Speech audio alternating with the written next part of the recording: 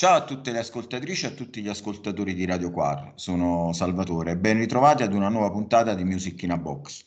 Con me c'è Alessio. Ciao Alessio. Ciao a tutti.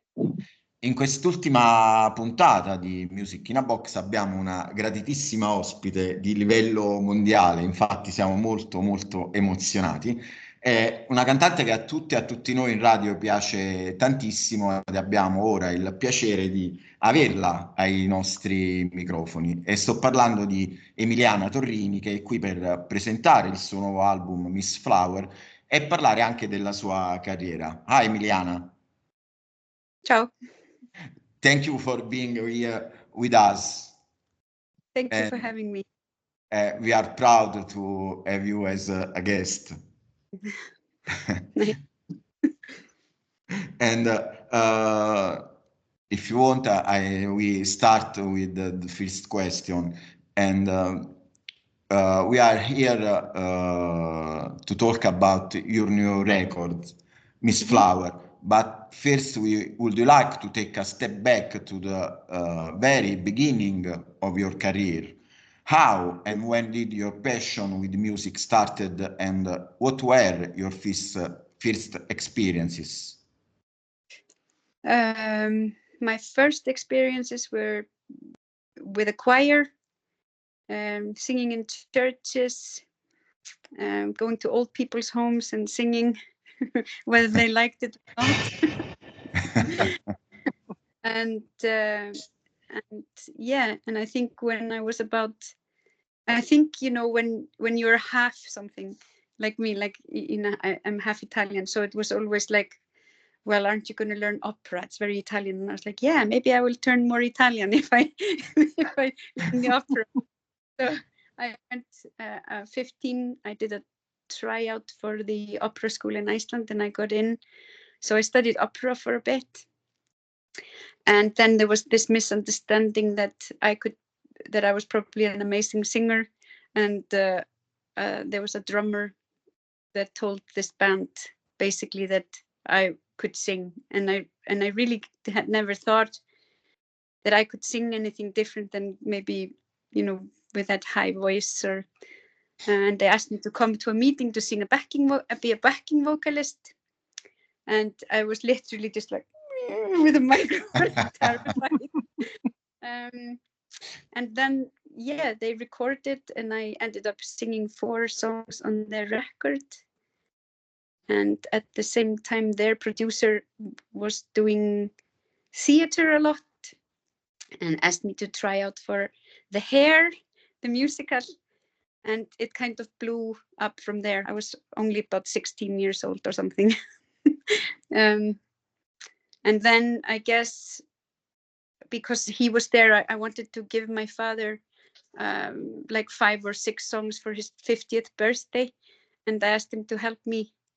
And it was like blues songs, and it's a totally nuts record, and I didn't really know if I could sing like that or not. I just kind of showed up, and he went, have you practiced, or do you know how to sing this style of music? I don't know. I haven't tried, but I know he likes these songs. And then that ended up as a record.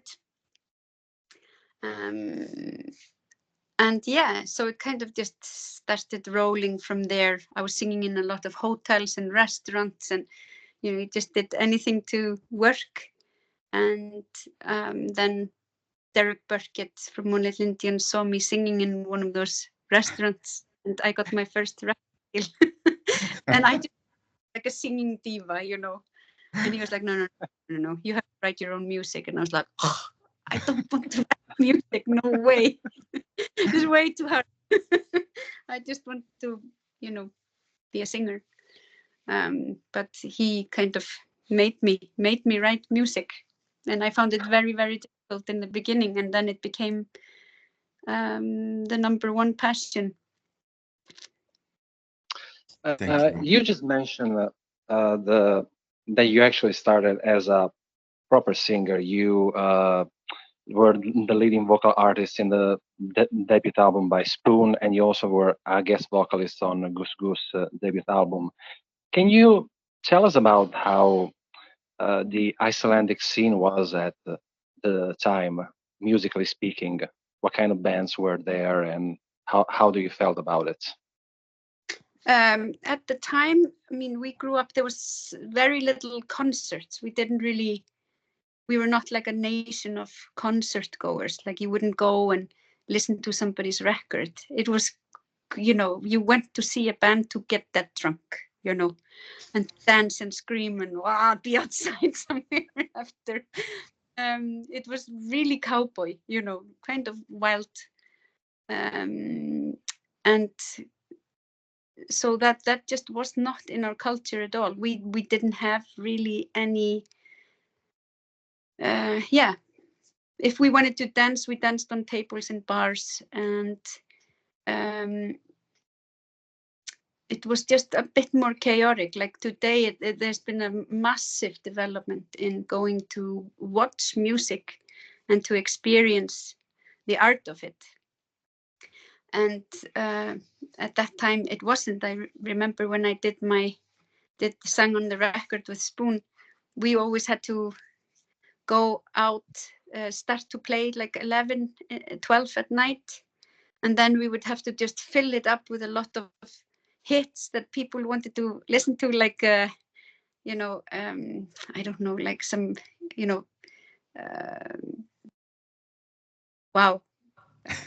Rolling Stones or something, like really famous songs that people can sing along to and dance, and then you could sneak in 1 or 2 songs of your own. So it wasn't like a lot of fun in that way, because you're like fa fa fa fa fa fa fa fa fa. Even though it's a great song, but like when you have to do that to play your own music, it didn't feel very maybe artistic or passionate, but it was fun, and you got paid in beer. Well, it's better than nothing, I guess. Well, is it? Emiliana, when you then realized your first 2 records, the first one being a cover record and the other one featuring your first officially handwritten material, which were both released only in Iceland and featured mostly acoustic and orchestral arrangements. I know you kinda disowned those records, but I feel that the songs that you wrote yourself were a good example of where your songwriting will be heading to, that mix between the warmth and calmness of your voice and the dark themes that were explored by the lyrics. Do you agree with that? Yeah, I guess so. I was much, maybe not much more, but I was quite dramatic, and I just felt, like this imposter syndrome, that people that could write music were being given some gift, holy gift, and who am I to be there? Like, there was always this kind of, no, I'm not a songwriter. That's something for people that have just, picked up the guitar when they came out of the womb and started writing music all the time, and I just hadn't done that at all. And I think the first song I ever wrote was a song called The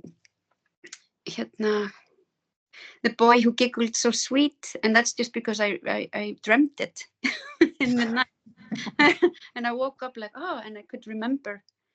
And then I met Jón Ólafsson, and we worked with that song. I thought that was really fun, but it also gave me a kind of like a weird feeling of like, I can't do this. This was just an accident.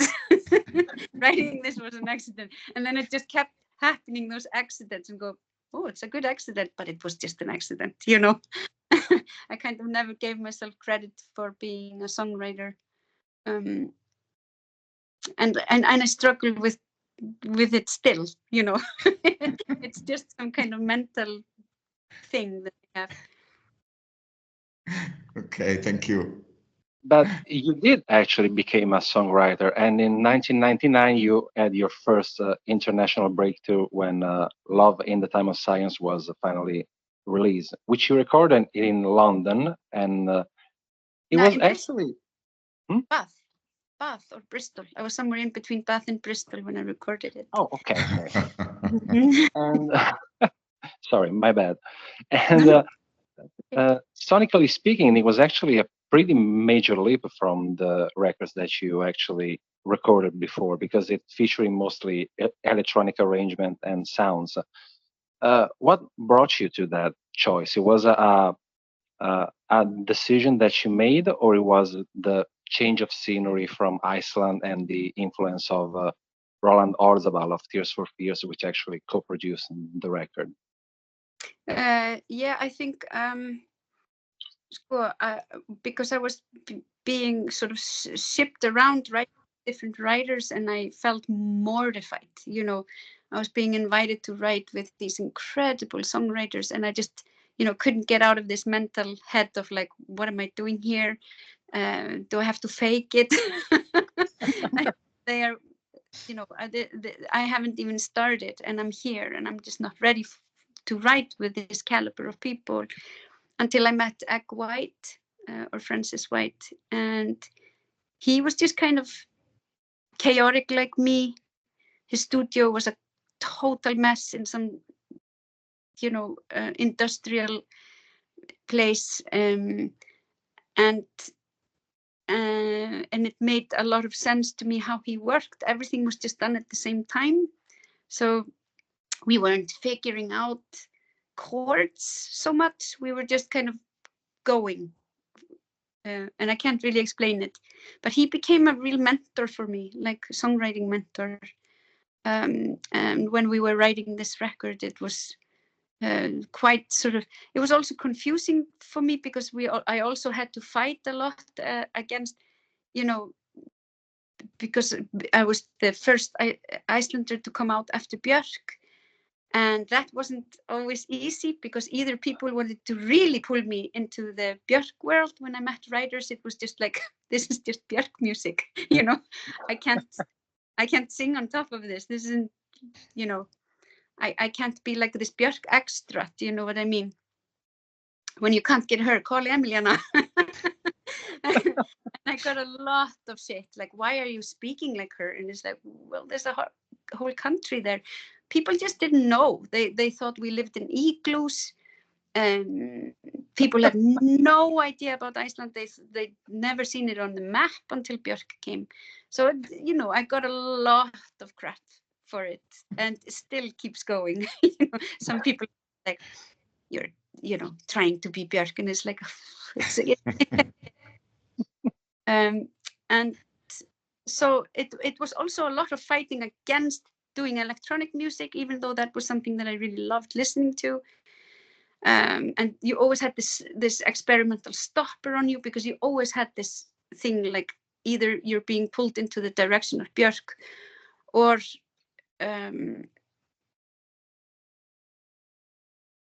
so you always had to, like, if you knew that you were going to be working with somebody and they're like, oh yeah, Björk, work with him, you had to be like, no, I can't work with him, Yeah.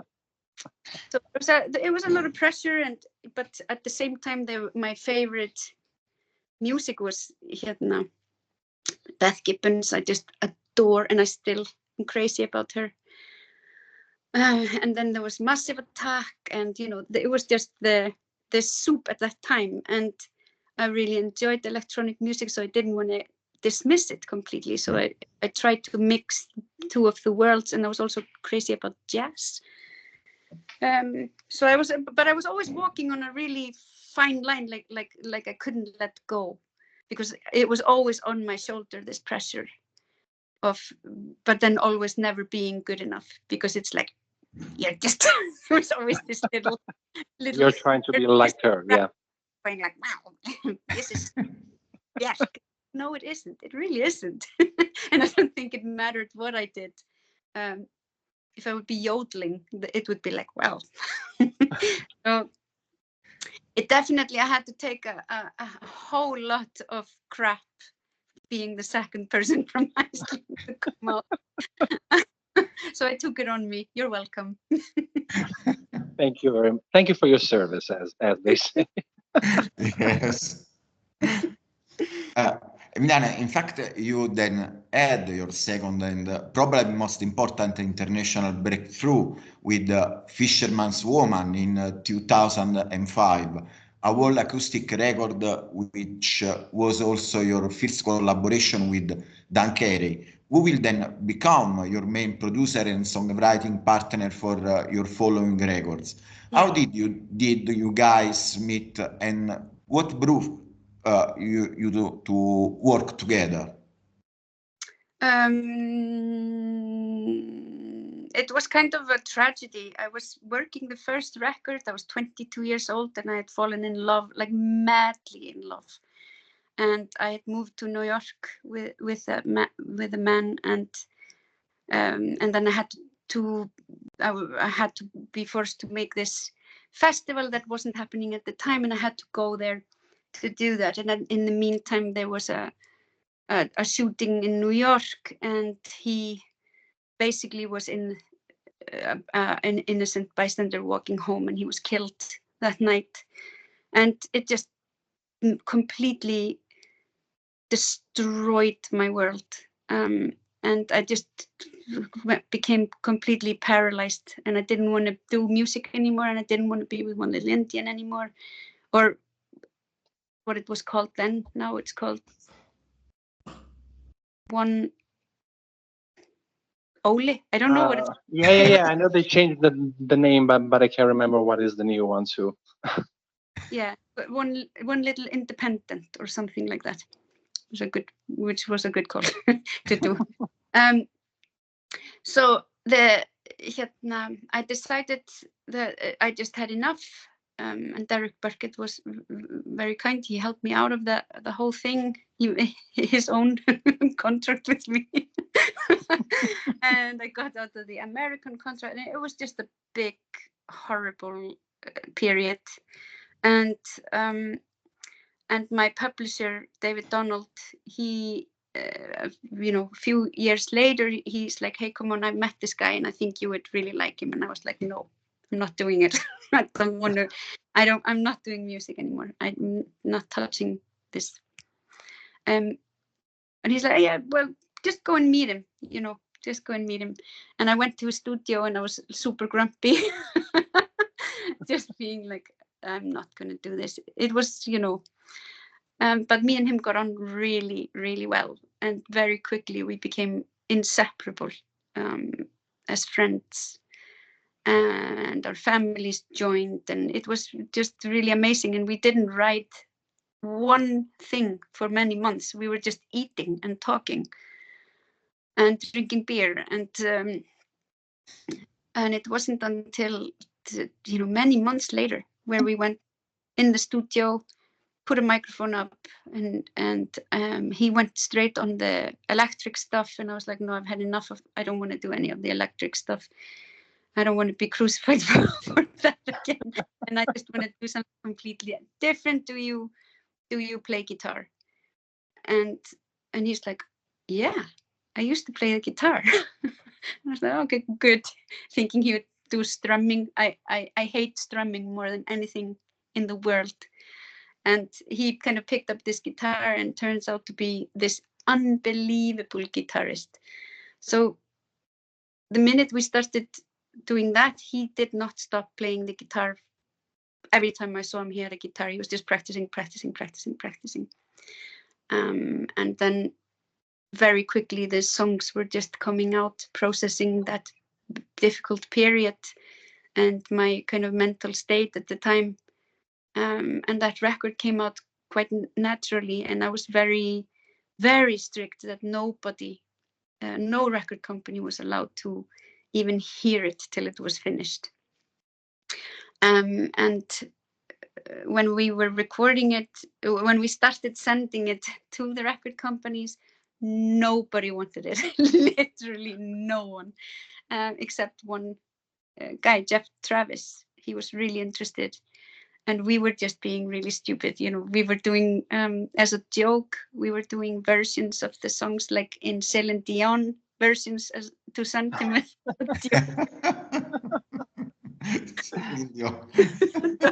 don't know what we were thinking. We were just like, I thought I saw you on the terrain, like doing this very dramatic verses, thinking it was hilarious. And we just didn't get any answers from him. We're like, oh, we've developed the music now, it's ready, and like not funny at all. And then being juvenile delinquents, and then he kind of just stuck with it, and the more the record progressed, he wanted this record. He was the only one, so we were very lucky that he actually took us seriously in the end. But and then the next kind of problem started was to play the record. I didn't know how raw that was, and it became a huge record as well, because the folk madness hadn't quite started, so we were just on the cusp there. It was really lucky, I guess. It was the right record at the right time. Yeah. Yeah. You just said that obviously it was very hard and weird to actually tour behind that record, clearly because it had a very heavy weight on you, and it something that kind of struck a chord in me, because I remember you saying it in an interview a couple of years ago. Mm-hmm. Because I grew up listening to female artists who mostly fall under the very icky and awful term of confessional songwriting, like, Tori Amos, Joni Mitchell, Fiona Apple, mm-hmm. who are very, very transparent about what their songs are about. Mm-hmm. And you said that you never wanted to do a record like that again. We know that you are a very private person, so I wonder how, if you feel that it's somehow harder for female artists to be taken seriously as fictional writers, both in music mm-hmm. or elsewhere, instead of, people around them kind of have a bias, a prejudice, and thinking that everything a female artist puts out, must rely on their personal experiences. Mm-hmm. I think in the beginning for me that was very true, because it's just the world, when the world seemed very pixelated and I couldn't figure it out, writing songs and writing music just made things clearer. And I felt like it needed to come from me. Today I don't really think so. I think it's also age, maybe. Those baby apps that you get when you have a baby, and they just tell you the development of this little human week by week.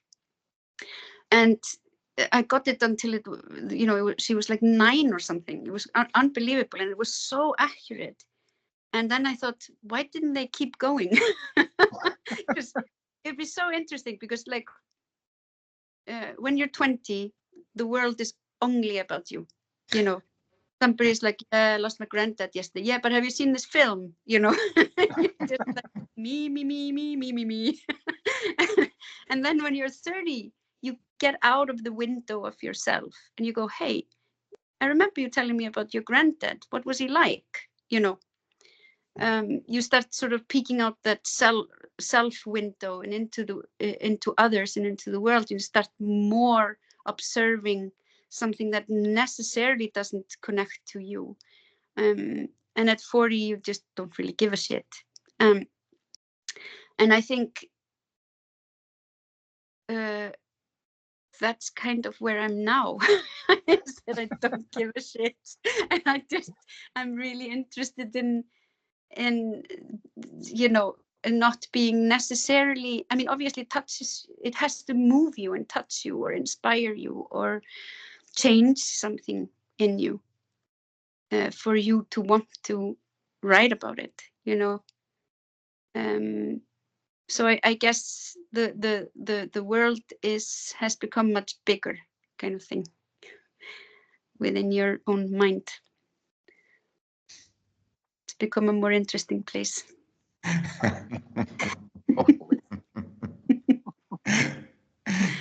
And it actually comes easier now to do that, Yeah. to move along with the world around you, and being moved and being inspired by that. Yeah. Because I know that sometimes songwriters tend to, create characters to when they are later in their career, Mhm. and maybe you kind of do that with your new record. We'll get there, but I was curious if that kind of interests you, or have you ever thought about that? Thought about if what's the question? No, if you're interested in the fictional part of of the songwriting, of creating something that is outside yourself Yeah, as I you think grow older. Storytellers really, really, really interest me. And it's a certain skill to tell a story and also to see the world so differently than maybe the person next to you. And for me, every time I have an experience with somebody, they are seeing it in a totally different way. Like we could have just been separated and enjoying she could be like in Timbuktu and I could be somewhere else.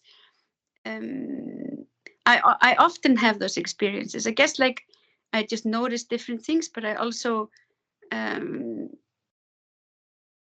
there's something within me that makes things a bit fantastical sometimes. So I'm an exaggerator. And maybe that's the Italian side in me, like yes. If the rose smells, it really smells. And yeah, and I think with this record it was something, it unlocked maybe also something in me that I didn't know how to, I didn't know why I locked it. Do you know what I mean? I started, it was like almost two parallel worlds. I'm within the story of Miss Flower, but at the same time, it's like in the 80s movies, like Never Ending Story. The boy is reading a book, and then there's this this other story happening over there. It kind of made me feel like that quite often. Like I was in her story, but then also connecting to what kind of character she is, and maybe to what I have locked away within myself and why I did that. So it was this kind of, you're fictionalizing also her story. You're letting yourself go off and dream. I was allowed to do that, which is amazing. I don't think I would let anyone touch the story of my mom. But I was very privileged to be in that position with somebody like that, so extraordinary, for her time and stuff. And then at the same time to be unlocked in a sense. There was a lot of questions for myself. Why am I living the way I live? Why do I keep putting myself in a box when I'm not a box person? Why have I compromised here and not there? And it just awoke so many things in me. Like it was a fun process. Emiliana, scusa. No. Sorry. No, but since we're talking about women and their experience, and this is the kind of question that we always ask whenever we are interviewing a female artist. You've been around the music industry basically since the 90s. From your own personal experience and point of view, do you think that the situation for women has changed for better or worse, both on stage and behind the scene as far as representation goes?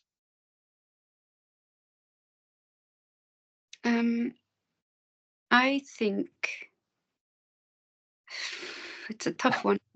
I know. At the same time, everything has changed so much, like digitally, how you work, how you live. I think on the kind of front side, women have been quite sort of powerful, but I hope things are. I always remember reading like music magazines and loving them, and then just being like, this is really boring. You could just imagine some kind of guy with long hair in an AC/DC t-shirt going, you know, and you only read about guys.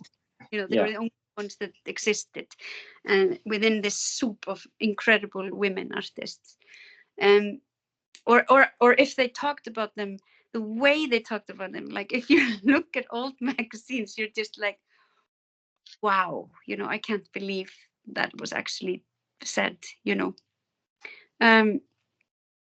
So yeah, I think that's definitely changed. I don't know. I mean, I've been quite out of the industry. I've not been very within it very often. I do dread putting out a record when the industry starts. You know, it's very clear. I think getting older is definitely very clear, especially maybe in countries like England. They're pretty tough on age. I think that's because they're just not naked enough in front of each other. And need to be a little bit, you know, I just don't think they're familiar with it at all. You know, they're not with they live very far away from their parents or their lives. You know, things are very far away. You know what I mean? So there's so little familiarity with being around older people, swimming together and being naked. I always remember, like, when I was, my friend came here with her daughter, and I said, we'll go to the swimming pool because you obviously shower before you go in the pool. It's a big thing here in Iceland. People call out to the tourists like, oi, shower, dirtbag. You can't enter the pool with sweaty balls in this pool, you know, after a hard working day. Bums, touristy sweat bums. So it's like very natural that you are in the back. There's, you know, and there's showers. It's lovely, and people shower. Nobody's like staring at each other thinking about it. You know, it's just natural. And there's old and there's young and everyone. And she was really shocked. And I was like, hey, so how was swimming? She's like, there was a lot of really ugly people. And I was like, wow, how special to see, because I always think like that there's a complete misunderstanding in what a 70 or 80-year-old woman looks like. They're usually just incredibly beautiful, but there's this horror movie idea about old people, and I was like, this is so interesting, you know. And then you are raised with images online and magazines only, and not around natural and people. So I just thought that might be a correlation there. Between like, what's that? Older woman. Oh my God, should they be singing now? Aren't they too old? Should they not be just, you know, I don't know, die? So that's definitely something I've gotten to know. But then you go to Germany or the mainland of Europe, it's a totally different thing. Like no one talks about it or thinks about it. It was very interesting to me. Emiliana, I return on your works with Dan, because you and Dan continued your collaboration on your records, your album Me and Armenian 2K, and have adding more electronic sound to the acoustic tapestry that you created before. How did your working processes change through those records? And did your personal working experiences as Dan working as a producer on other people's record and you collaborating with other artists and brought something new to the table? Yeah, I think we had this rule that we would just always split apart and work with other people so that we could learn something, and then we can bring it back to the table. But I think we have a very, very organic way of working together, because it's like everyone has their way of writing, and ours is very much improvising, you know. And I'm not talking about me standing in a microphone going like, ah, really singing away. I'm usually like, I'm still quite shy to belt it out, but yeah, it's very much like creating. The mood has to be 100%. We are obsessed with lighting and creating this really lovely mood, and then we can spend literally day and night writing and improvising and coming back to it. And so it's a very, very natural and organic way to do things. And I think when I went off to write with the Colorist Orchestra, there was something even more added to me, to that experience, because I stopped being so hard on myself. I think it was just almost like clown work, you know, don't stop, just keep doing and just keep changing with it. Don't stop it the minute you think, oh no, that's not going to be really good. Some of the best songs have started out as something like beep, bop, bop, beep, bop, bop, nothing. And then, oh, maybe ba, ba, ba, ba, ba. Oh, that's actually quite nice. Oh, na, na, na. And then you keep stretching it, you keep playing with it, you keep doing something until it forms. And I think that is really exciting way to work now. You know, it's like this kind of musical cylinder of color, and you know, there's no ending to where you can go. I learned that very much from them. It's always yes and there's no like no but that's not going to work. It's just like okay, yeah, let's try that. And then it just you're constantly kind of maneuvering, and it's very fluid. It's very beautiful work. I really, it's just, I love it so much. And so I've taken that with me very much to dance. And then with Simon, who I wrote this record with, again, you know, all of this learning. I guess that's maybe why I'm so sort of skeptical always about talking about, you know, being an artist or a songwriter, because it's such an evolving thing. I think for me, it's more like I'm constantly learning. I'm constantly in kind of school, and I'm developing, and I find that a more interesting approach to what I do. Instead of going, I am something, I'm just constantly moving through something. So, yeah. You actually mentioned the Colorist Orchestra. So I would like to ask, first of all, how did you met them? And how actually was working with them? Because you guys basically started touring with reworking of your catalog. And then later you recorded your own material with them. How was the difference between deconstructing your work and creating a new one with them? It was when we started writing the music, it was a little bit more because they are percussionists, and they were not songwriters. So when I was getting the tracks from them, it was full of stuff. I was like, I don't know where, you know, where I'm gonna be or where I'm supposed to be in here, you know. So it was took a little time to like go, let's throw everything out except the drums. Well done. Yeah.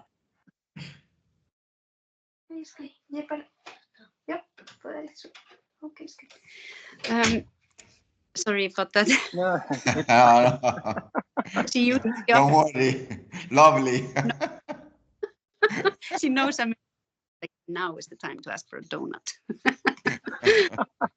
Can't say no. And then, yeah, I think so.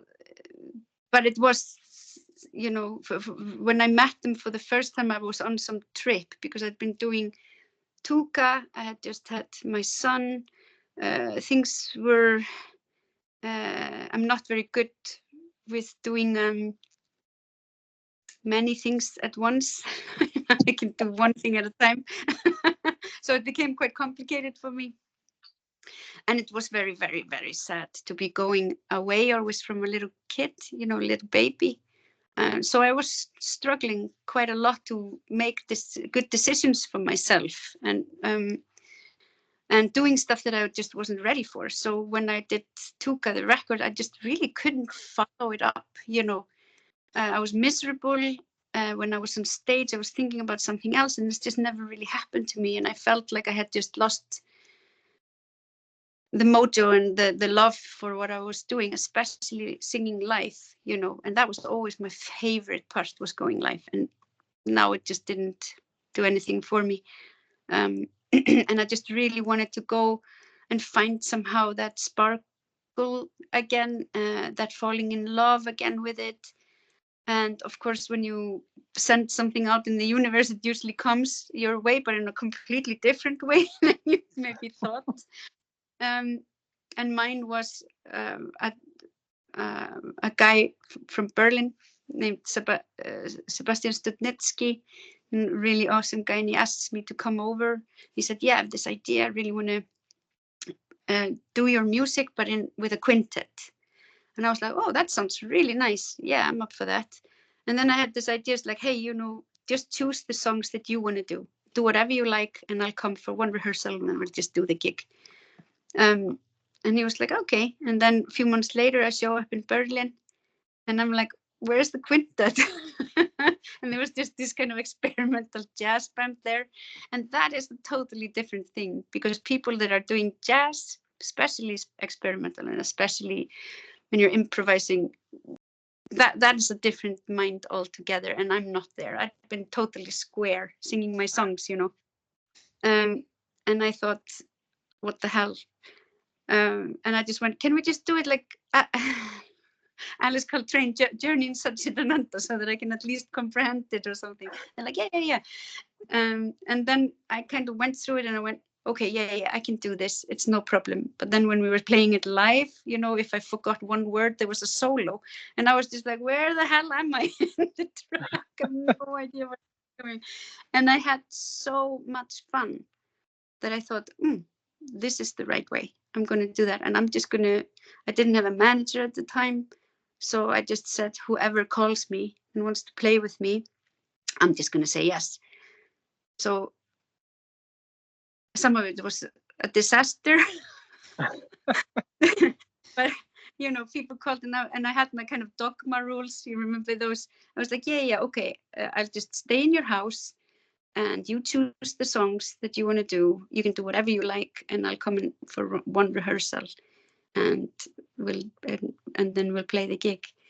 And it was really thrilling.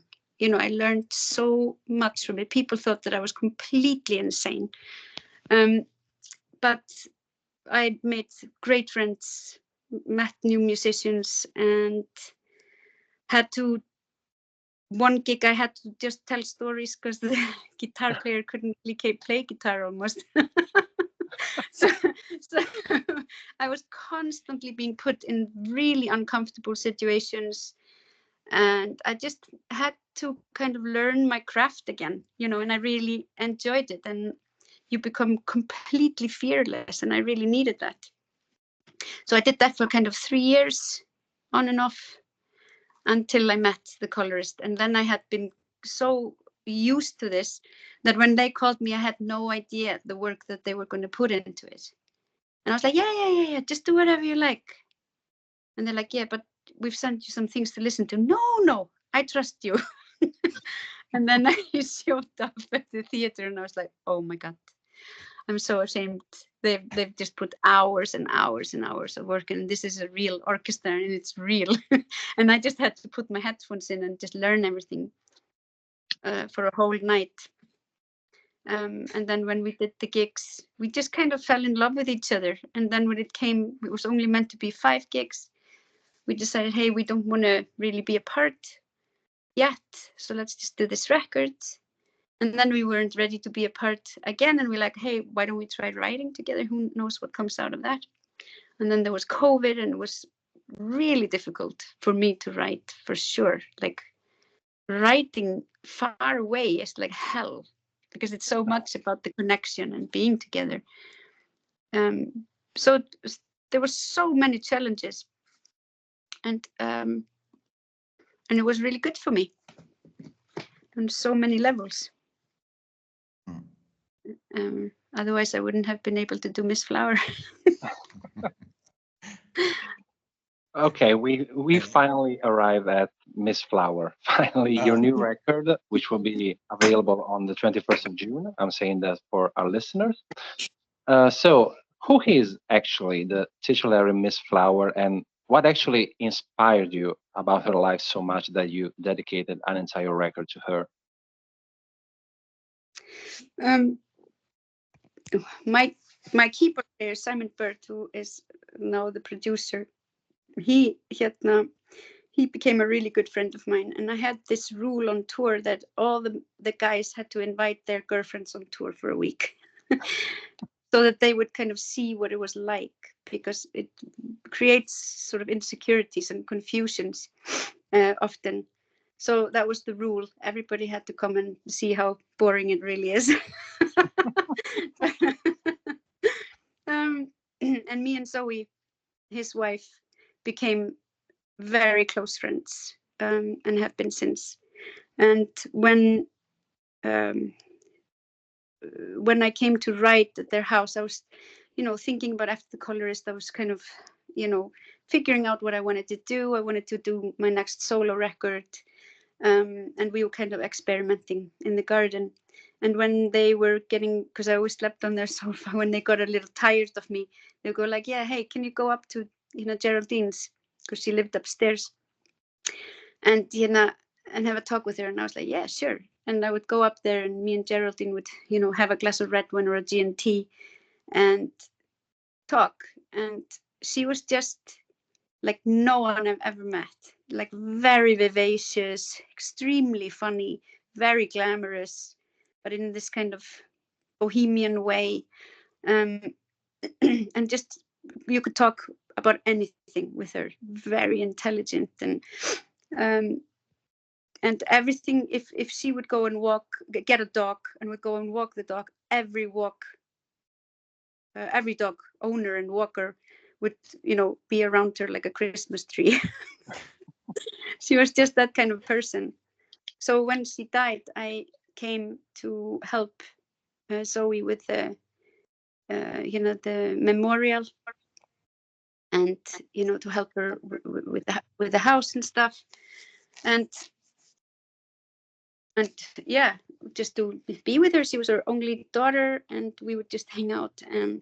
And she found this box of letters, and and I just remember she walked to the floor, and we all sat on the floor around this box, and we're looking at this. And she, throughout, of course, her kind of process of her sorrow, losing her mom, she would tell us a lot of stories about her, tell me a lot of stories about her that were incredible, like how she would, some friend of hers bought a lion cub in Harrods, and she would have to babysit that, or cub sit that lion in the night, because you weren't allowed to walk a lion, obviously, in London.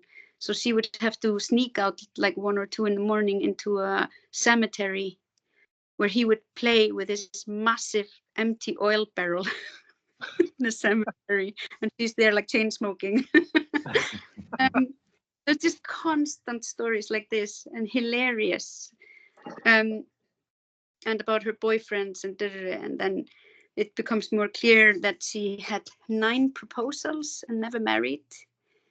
And when I started looking through the letters, and Zoe's kind of goes like, hey, look at this one. And when I read the letter, my imagination goes off at the same time, and I feel like I'm writing stuff that he wanted to say. Or maybe I wanted him to say. The kind of silences in between the lines, and I kind of say to her and Simon, like, hey, should we maybe go in and just write a song from this letter? And I hadn't read any other letters, and it's the guy mowing the lawn thinking about her, Miss Flower song, and she was like, oh yeah, that would be really lovely.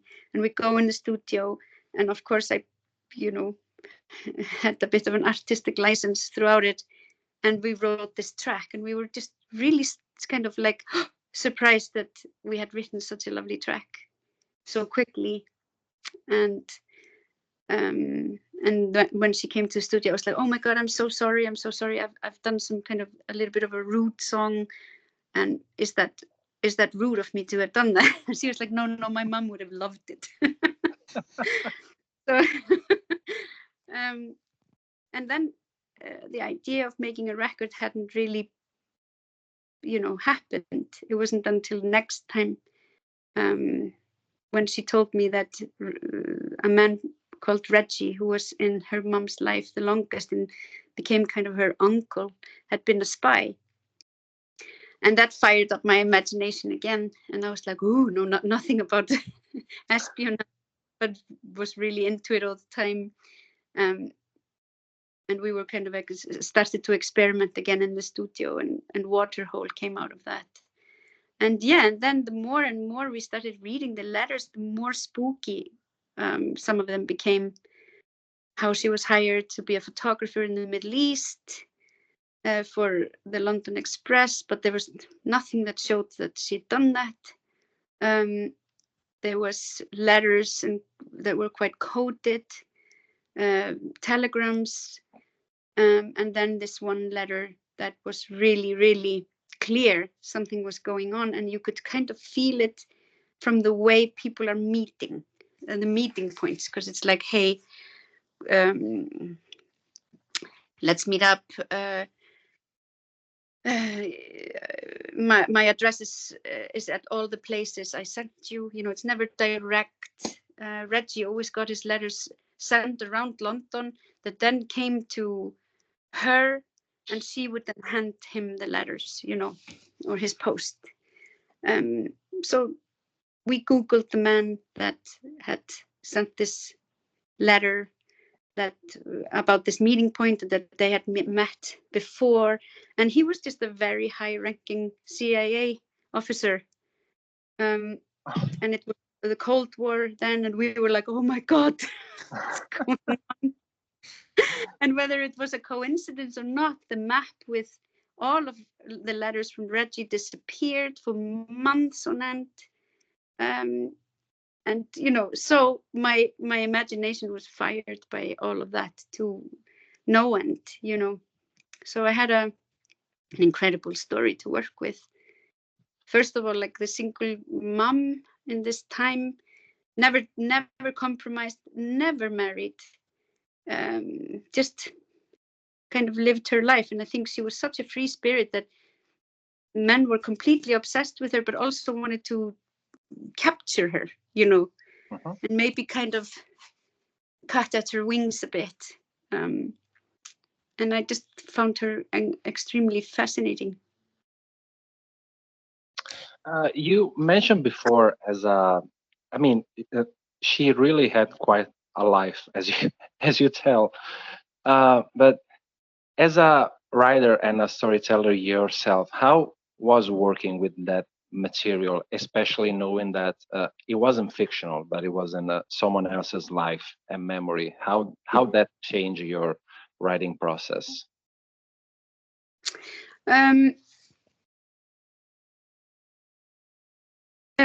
I guess it becomes something that's not just about you. You also have to be quite careful. I think it was all about Zoe, really, because I didn't want to step on Zoe's toes. It's her mom. We had to make it very clear that it was a biographical fiction, because that is what it is. And she just let me go with what I'm reading and what I am reading out of those letters. She, we never ever have her voice. You know, we only have the letters from these men. We never have her answers. We only know that she was a great writer. And through those letters, she becomes quite clear as who she is. And it was so fascinating to see how vulnerable people are with letter writing. You know, it's just beautiful way to write, because people wouldn't do that online anymore, you know, because you're always guarded. Everything is a bit guarded. You are in, you know, at the same time as you're writing to a person, you're almost writing to yourself at the same time. There is a process going on within you when you're writing a letter. And it just becomes this incredibly sensitive, beautiful way of expression that is really unique, you know. And I just started to fall in love with that so much again, because I wrote letters when I was younger, like a lot of letters. But it also became very frustrating not to have her voice, because what have we got if we haven't got her? And the process of writing this record was very, very long, because I was always in Iceland and I started to come to England like once a month. And we also found that it was so easy to become so obsessed with it that when I came home to Iceland, I couldn't think about it. You know, I didn't take the letters with me. Or I would just be completely consumed by it. So, and both Simon and I just, in the week that we met, that's when we would work.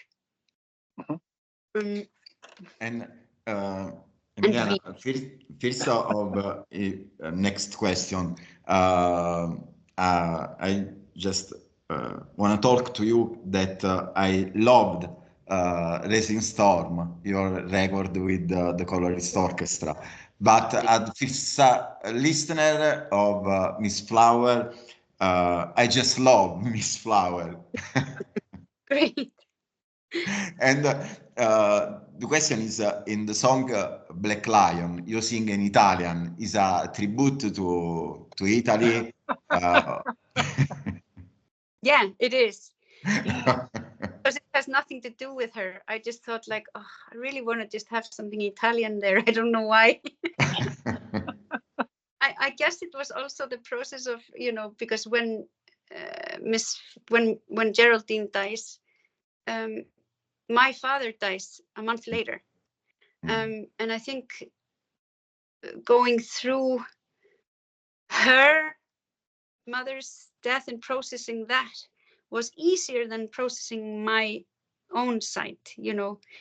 And the sorrow that I felt there was, he was my connection with Italy, you know, completely. His house was our little Italy, where we went and cooked together and we would hang out. And I really, really, more than anything, felt the loss of my Italian roots inside. So yeah, I got to squeeze in a tiny little, because my dad was a hot guy, you know. A total Casanova, and really, really complicated and amazing and funny and wonderful. So I just, you know, gave him a little kiss there. A little hello.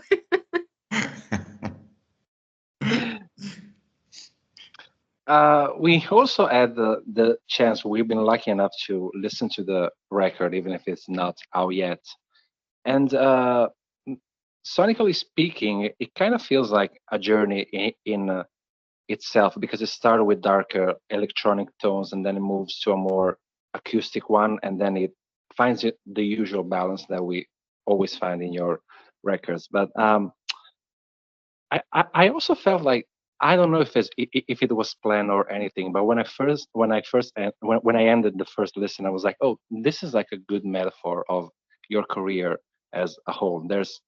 I feel like there's something, yeah, something that can be taken from all of your records, and Miss Flower is kind of a culmination of your whole journey. I don't know if that was planned or if you agree with it. I just haven't really thought about it. but maybe that makes sense. I don't know. I guess it's kind of eclectic. There's a mix of stuff. But I feel like I am like that as a person quite a lot. I am quite all over the place, but with a very strong core. Yeah, maybe. I don't know. I think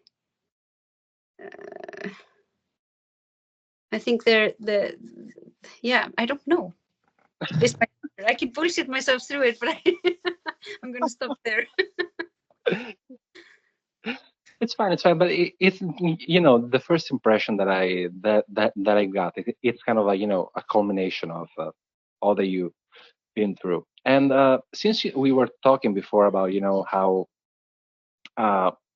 older people are actually seen in the society, you mentioned the magazine from the 90s, and honestly, even now, some websites still doing that. Do you think that there's something that can be learned from the life of Miss Flowers? That some intergenerational thing that can be learned from it in the approach of life, of living life in general? I think it's just, you know, be interested about other people. You know, I remember when I moved to England and my friends were always so annoyed with me because every time I went to a pub, I ended up talking to the old guys. They were so interesting. You know, they had the stories of war and life and a different perspective. And very often they were flirting, of course. That's what was so fun as well. They're like really old and flirting with a really nice way. And you could just see this light in the eyes. And then for glimpses and glimpses, you could see them as young people because it's still there. You know, you remember, I remember myself 9 years old, still or younger, still with my core thought that hasn't changed at all. The person that keeps speaking from me hasn't changed and will not change, you know. So you just have to remember that those people still have the same voice inside of them and the same spirit as when they were young. And I think it is very sort of also because I was very lucky. I've grown up with a lot of old people and my grandparents and my great grandparents, and you know, so I feel very lucky what a good friendship I have with my grandmother, and you know how naughty she is still, and what a punk she is as well. And I feel really lucky to see people, you know, and I feel very sad for people not to see the people, you know? And to somehow put people, this need of putting people under you, you know. So yeah. Emiliana, through your career, you had to chance to collaborate with many artists from Thievery Corporation, Kid Koala, Tricky, and is there any artist that you would still love to work with now? Wow, I would love to work with Beth Gibbons. I think I love singing with other women singers. Nick Cave was always a hero of mine, but he's more like a painting for me.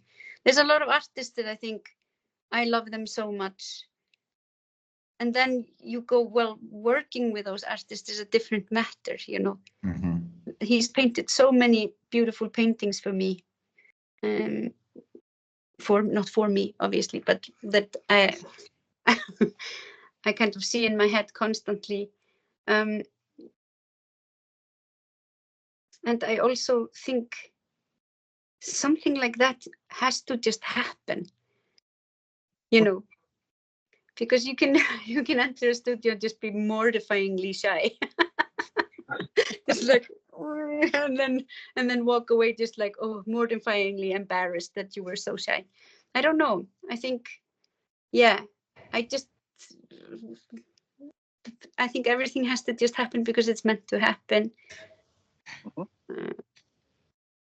Okay, and there is an artist or records that you have listened during the process of Miss Flower? No, because I have this problem with listening to music when I process. I think a lot of people do it. I just can't get into it somehow. I get into dance music. I get into like music that's very different from what I'm trying to process and work with.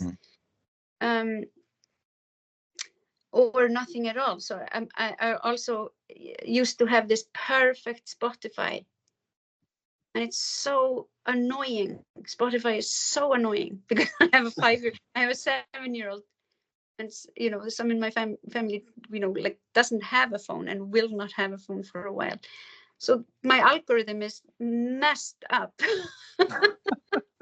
It's just like full of awful music. And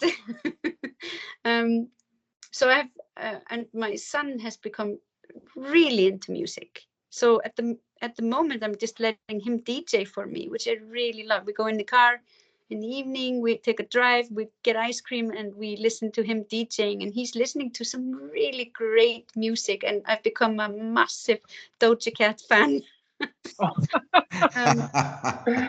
That's amazing. Love her. Yeah, and he's introducing me to so many interesting, hip hop, and I've just been really enjoying it, and it's been a really good thing for me while I've been processing this record, because it's such a different thing, and that actually has given me a lot, letting him.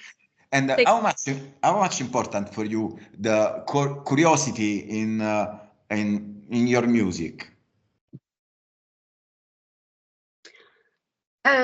Curiosity, I think it's everything. I'm more curious about people than I am about music, but I think just being curious about whatever, I think with my dad, we always had books lying around. I've done this to my son and my kids. I always, because they never want to do what you want to do, so I always like throw these kind of books about all sorts of crap on the table, and then you're like, oh, nothing special. No, don't read it. And it's just about all sorts of knowledge and all sorts of things, that you wouldn't otherwise see. And I've always enjoyed that. I enjoy my life being full of people that are not just musicians and artists. I like flora of people that can tell me something I have no idea about, and I really enjoy that. So I think curiosity anyway should just be something that drives you. Okay. Speaking of curiosity and working with other people, this is a very dumb question, but I've been waiting for years to ask you that. Great. I'm a huge Kylie Minogue fan, and I know that you and Dan wrote a couple of songs for 2003 record Body Language, including Slow, which is then became one of the most famous one. How did it actually happen?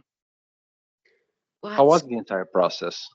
It was a very complicated business process in the beginning, because I was helping some other guy out with his demos, and I don't even remember. It was something. Anyway, there was a little bit of a fight about it, and then she hears this song we had written, and they want to use it, and I'm like, yeah, fine. And for something from that, they call me up and say, hey, we would really like another song. Would you like to write one? And I was like, sure. And I was working on a folk record, the Fisherman's Woman record, and it just felt like such a fun thing to do, coming from a very guitar thing. And me and Dan, he's like me, he's very eclectic as well. He loves all sorts of music. So usually after a day of working, maybe we'll go to the pub, but then we'll come back and make techno or something. And that music usually ends up being on the records, but because we just kind of change them. And I went, hey, I was asked to do a Kylie song. Do you want to be with me? I was like, yes. And it went instantly on the. It was like instant. I walk in. I think I was almost still wearing my coat. You know, we're really excited. We love Kylie. And then he did the drum machine, and I started singing, and that was that. We had the verse and the chorus, and we were like, whoa, let's not give it to her. Let's keep it as per usual. So Tinspec's like, well, this is a good song. I'm just going to keep it. But then, of course, like we're like, oh, she's going to be perfect for it. And then we just didn't think that they would use it. You know, we just thought it would be one of those things they listen to it and go, whatever. But they kind of came back and built that whole record around this song that we wrote and produced. And we really wanted her to then be a part of the writing. If she was going to be given percentages of the song, we thought, well, then write, you know. And she was amazing, like super professional, and came with that middle part for the, you know, all that stuff. And we were like, oh my God, she's amazing. Yeah, so it was such a really nice collaboration. And I think we celebrated for a year, you know. For a few months, the Fisherman's Woman record was just like, whoop, put to the side, and we were like, just celebrating. Emiliana, we are at the end of the interview, and the last question is: you will tour the record this summer, and you will also be in Milano at the end of September, the 99, if you know. Yeah. And what can we expect from the tour and the band that will play with you? So this is in October, right? Or is it the summer one? Now I get confused. No, in Milano, September. Yeah, September. Yeah. That's well, I think at the moment, at least, it's going to be quite, you know, it's going to be telling the story of the record of Miss Flower, and then playing all the big tunes. Big-ish tunes.